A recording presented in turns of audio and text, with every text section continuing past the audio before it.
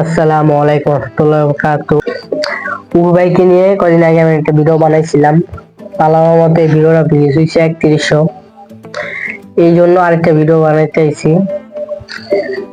ভাই কদিন আগে একটা ভিডিও ছাড়ছে, এমন বসিংগিরি করতেছে।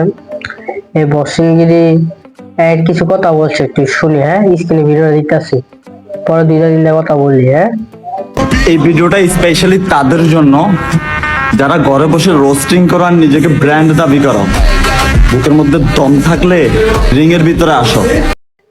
আচ্ছা ভাই, আমি ভয় পাইছি, আমি তো পোলাবের মানুষ। প্লিজ আমাকে ক্ষমা করে দাও।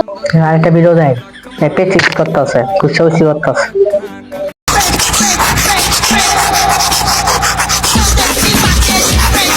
কি রে ভাই, তুই ভিডিও দেখতে বুঝলাম না। হ্যাঁ, তুই কি বলি? তুই কেমন বলছো? তুই হু হু করলে কে ভিডিও ছাড়লাম। আরেকটা ভিডিও দেয়, ওরা বলে আমার থেকে কি শিখার। তোর থেকে কি শিখলাম? তুই যে 2-3টা জিনিস শিখছি। এক, দুবাই যাবো, টাকা আমি বাড়ালো মু।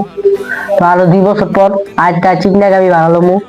3 বছর পর শোরুম উদ্বোধন করবো। এই 3টা কাজ করলে তোর লগে আমার লগে যাইবো, বুঝছো?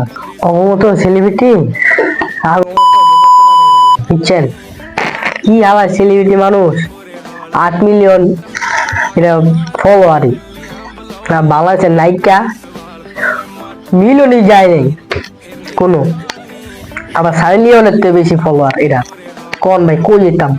সানি লিওন তো ফেমাস পাগলায়।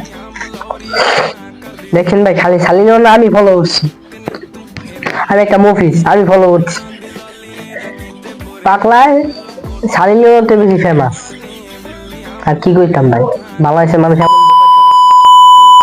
এমন একটা নাটকের ডায়লগ আছে, একটু শুনি। হ্যাঁ, তোরা তো হালকা করে তেল দিয়ে খেলেও দিতে পারতাছি না, কারণ দেশে তেলের সংকট। শুনছেন? এই কাম করা দরকার।